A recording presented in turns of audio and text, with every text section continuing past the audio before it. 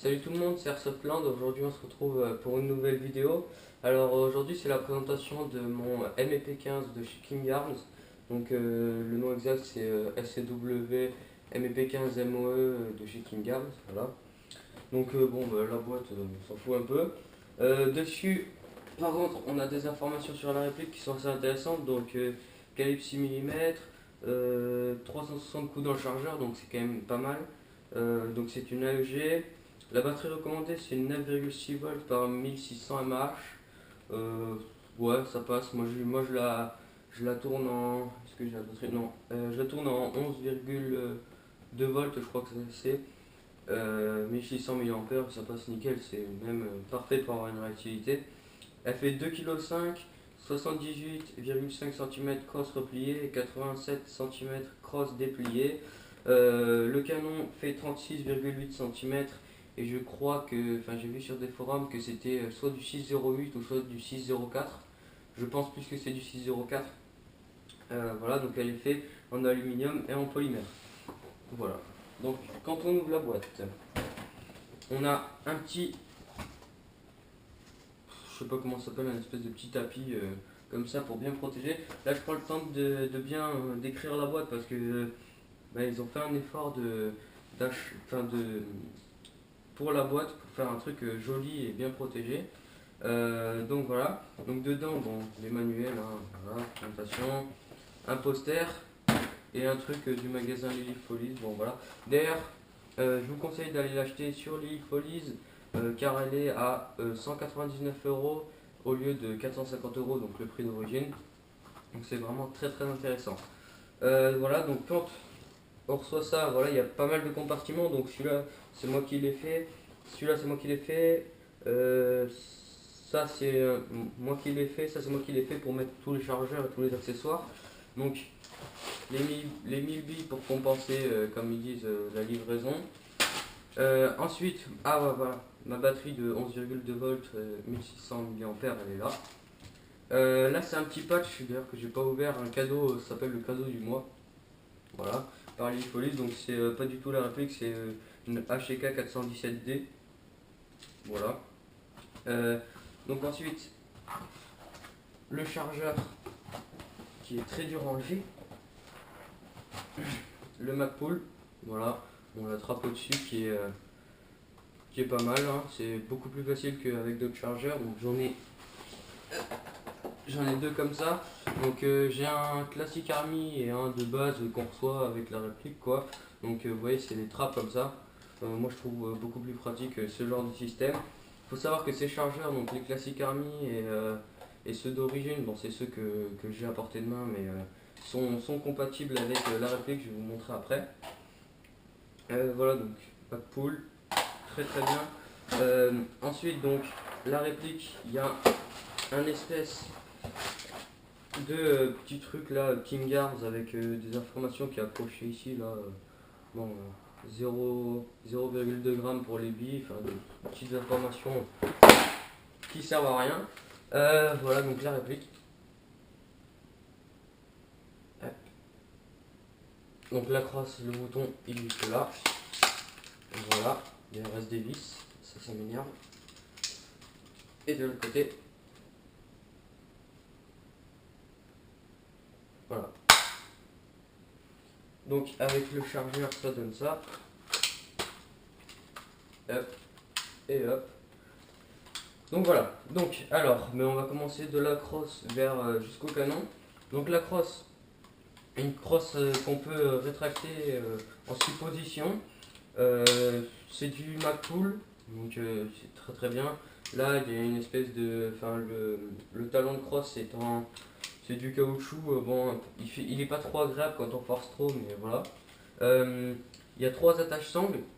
Alors la goupille que j'ai mise, c'est pas du tout fourni avec. C'est juste parce qu'en fait, si vous voulez, moi j'ai une sangle comme ceci en fait. Voilà, en deux points. Et en fait, le trou d'origine qu'il y a dedans, je vais vous montrer. Le trou d'origine qu'il y a dedans, en fait, c'est presque l'épaisseur de la crosse. Donc pour des petits trucs comme ça passe pas. Donc j'ai mis une goupille, hop, et là on peut les mettre nickel. Voilà. Ensuite, il y en a deux là. Voilà, après, il y en a un à l'avant aussi, mais bon, Moi je mets pas de sangle à l'avant parce que je trouve que ça sert à rien. À part pour transporter, mais moi je transporte pas tant que ça. Vu que j'utilise en réplique principale. Donc je préfère l'avoir autour du cou. Donc ensuite, le tube de crosse en métal. Ça, je sais pas comment ça s'appelle, mais c'est un anneau en gros qu'on visse et qu'on dévisse. Moi, il se dévisse hyper facilement, donc du coup, ce qui fait que la crosse elle bouge. Donc bon, voilà. La crosse elle bouge un petit peu, mais ça c'est normal parce que sinon on pourrait pas la bouger. Je vois beaucoup de youtubeurs qui se plaignent, ouais, la crosse elle bouge et tout, mais c'est normal, sinon tu pourrais pas la bouger. Voilà, voilà. Ensuite, donc la poignée. Magpul aussi très très agréable hein, au toucher, c'est vraiment nickel. En plus avec le petit truc qui rebique ici, c'est vraiment pas mal pour une bonne prise en main, c'est vraiment bien. Dessous, au niveau du cache, c'est la première fois que je vois ça. En fait, dessous, je sais pas si on voit bien, il y a des trous et du coup ça fait des aérations pour le moteur et apparemment bah, c'est mieux, c'est ce que j'ai vu dans les forums. Donc bon, à voir. Voilà. Donc euh, ensuite, on a le petit bouton factice pour, je crois que c'est pour quand l'arme elle est enrayée, je suis pas sûr, hein, donc voilà. Euh, Ici, c'est pour ouvrir donc la trappe. Donc si on fait un tout petit peu, on ouvre juste la trappe, et si on fait encore plus, on ouvre donc pour le hop-up.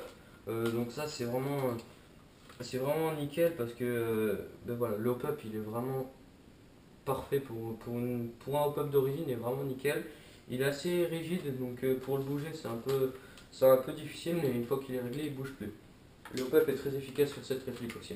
Donc là, le petit bouton, je sais plus comment ça s'appelle. Bon bref, quand on appuie dessus, ça fait revenir. On ferme la trappe et on peut jouer ou on peut la laisser ouverte si on préfère. Moi j'aime bien ouvert, mais bon, voilà, j'aime bien aussi fermer. Donc la peinture qui a tendance à s'enlever à ce niveau-là, pourtant je l'ai que depuis 4 jours, donc j'ai pas eu le temps de faire de partie ni rien avec, donc voilà. Elle s'enlève à cause de ça là, parce qu'en fait c'est en relief, donc voilà. Le sélecteur de tir, qui n'est pas ambidextre hein, sur toute la M4, donc safe, semi et auto. Voilà, donc là un premier marquage modèle MEP15 5,56, enfin calibre 5,56. Hop, voilà. Ensuite, on a l'organe de visée qui est au-dessus. Donc pareil, un Magpul, vraiment parfait. On a les espèces de petits bitonio pour faire monter. Voilà. Une fois que c'est monté, on a deux possibilités. Donc on a soit un petit trou comme ça, mais là, enfin on voit pas très bien parce qu'il est vraiment petit. Hop. Et si on baisse le petit clapet de devant, ça fait un beaucoup plus gros trou. Et là on voit bien. Voilà. Donc voilà. Ensuite, le bouton d'éjection du chargeur, ben, comme sur toute la M4, ben, il est là, hein, c'est juste un petit bouton, hop, et on retire le chargeur. Bon là il a un petit peu de mal à sortir vu que ben, il est bien neuf, donc c'est normal. Faites bien gaffe avec ce chargeur Magpul qui soit bien enfoncé et bien clipsé. Essayez de le retirer avant parce que sinon il peut tomber, ça m'est arrivé. Voilà. Ensuite, sur le rail du dessus, on a des numéros donc pour les indications. Bon, moi je trouve ça plutôt joli, mais en fait ça n'a pas beaucoup d'utilité. Voilà. Ensuite, le marquage de ce côté-là, il y a beaucoup de marquages sur cette réplique. Donc ben là, S et W, hein, on voit le marquage. Smith et Wesson, Springfield MA Made in USA. Donc là, c'est vraiment les marquages de la vraie. Ils sont vraiment très jolis, en plus ils sont moulés, ils sont pas gravés. Tandis que celui de l'autre côté, MEP 15, il est gravé, voilà. Donc on aime ou on n'aime pas, moi ça me dérange pas, et puis bah, ça a l'air d'être une peinture assez résistante. Donc bon, voilà. Ensuite, on a l'anneau ici pour pouvoir démonter. Alors là, c'est pareil, neuf, donc c'est assez difficile. Voilà. Pour pouvoir enlever ce cache ou celui du dessus, je sais pas s'il s'enlève. Pour accéder à la batterie. Donc moi j'ai vu sur les forums qu'il y avait apparemment pas beaucoup de place comme il disait, mais il y a largement la place. Donc on branche la batterie, hop, on la branche, on la met dedans, et puis ben, après on n'a plus qu'à refermer, hein, et puis ça marche nickel. Donc voilà, pour remettre On remet donc la connectique avec la batterie si on le met. Hop, on engage ça là. Et là, comme je vous ai dit, c'est neuf. Ah ouais, il s'est bien mis. Voilà. Donc ça pareil, Magpool, c'est vraiment hyper agréable. On peut y fixer un rail Picatinny avec des embouts comme ça hein, ou autre pour y mettre éventuellement une poignée ou une lampe ou un boîtier PEC, enfin, ce que vous voulez quoi. Donc il y en a dessous là, là, là, sur ce côté, pareil de l'autre côté et dessus. Voilà. Donc c'est plutôt pas mal si on veut mettre beaucoup de choses. Voilà, en plus il y en a sur les côtés, donc ça c'est vraiment super bien. Voilà, ensuite au niveau de l'organe de visée avant, rien à dire, il est réglable en hausse seulement. Donc voilà, c'est un truc de M4 classique. J'ai oublié de préciser sur celui-là, on peut le bouger en hausse et en dérive grâce à ce petit bouton qui est là et c'est tout. Voilà, c'est tout. Donc voilà. Le canon externe qui est en métal, ici le petit embout pour mettre une baïonnette. Bon, personnellement, une baïonnette, je vois pas trop l'utilité et puis ça donne plutôt une gueule un peu moche. Encore un marquage dessus, donc CMP 556 NATO 1/7, un truc comme ça. Voilà. L'embout ici, alors il se dévisse, c'est dur mais il se dévisse. Moi j'ai pris une clé en fait, une clé de 13 il me semble que j'avais. Là il y a deux trucs plats en fait, mais il faut mettre la clé et dévisser dans le sens anti-horaire. Hop, on dévisse et comme ça après ça nous permet de mettre un silencieux ou quoi, si on a envie. Hein. Ça dépend des envies de chacun. Après les silencieux ça rajoute du poids mais bon ça permet d'être un peu plus silencieux. Moi le silencieux je le prends parce qu'au niveau de la gueule ça fait une gueule beaucoup plus stylée. Et puis voilà, donc le ressenti de cette réplique, c'est une réplique très très bonne qui vaut la peine d'être achetée.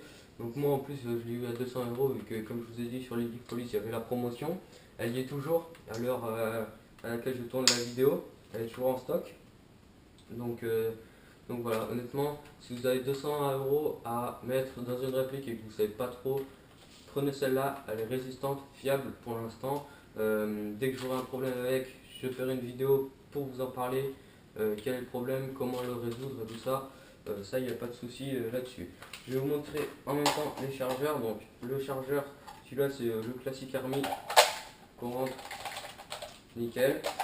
Et le chargeur d'origine qu'on a sur toutes les M4, il rentre nickel. Donc, voilà, sur celui-ci, il y avait un petit pen job d'avant de mon ancienne M4, mais je vais l'enlever, je vais le peindre en noir. Donc voilà, donc cette réplique, ça c'est pas précisé, mais elle tire environ à, moi je dirais 60-65 mètres. Au peuple réglé bien sûr, parce qu'au peuple à 0 elle doit tirer aux alentours de 45, ouais 45 mètres, 40, ouais 45-50 peut-être, au peuple à 0, au peuple bien réglé, ouais 60-65, peut-être les 70 en levant un peu plus, mais voilà, donc vraiment une très très bonne portée pour quelque chose d'origine. Je crois que le canon à l'intérieur c'est un canon semi-précision et que la gearbox à l'intérieur elle est renforcée. Donc c'est vraiment parfait pour une réplique, quoi. C'est vraiment le top du top. Full métal, hein, j'ai oublié de dire, toute la carcasse c'est que du métal, donc métal et Magpool, quoi, c'est vraiment le top. Sur ce, je vous remercie d'avoir regardé la vidéo, n'hésitez pas à vous abonner, à laisser un commentaire et à laisser un like. A bientôt.